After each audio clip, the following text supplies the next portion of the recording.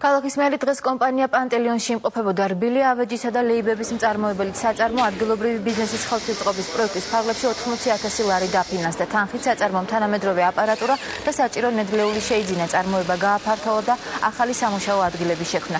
საწარმოში 30 ადამიანია დასაქმებული, გიგი უგულავამ პანტელიონში დამზადებული პროდუქცია დაათვალიერა და საწარმოში დასაქმებულ ადამიანებსაც გაისაუბრა.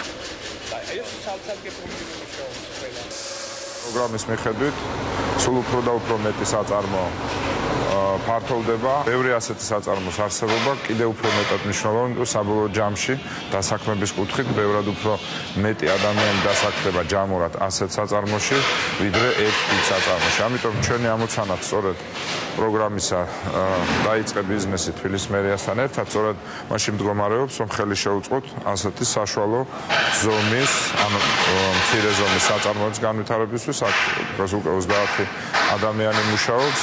Განსხვავებია ქართული პროდუქტია წარმოდგენილი ქართულ ბაზარზე, ჩვენი ხელშეწყობით მოხდა პროდუქტის გამრავალფეროვნება და რაც თავარია, კარგი მარკეტინგის პირობებში შესაძლებელია კიდევ უფრო მეტად განვითარება, შესაბამისად მეტი ადამიანის დასაქმება და შესაბამისად ქართულ ბაზარზე კიდევ უფრო მეტი ქართული პროდუქტის პოზიციონირება, რაც თავისთავად ძალიან მნიშვნელოვანია ეკონომიკისთვის. ამიტომ ჩვენ ვაპირებთ გავაგრძელოთ ეს პროგრამა მომავალ წელსაც.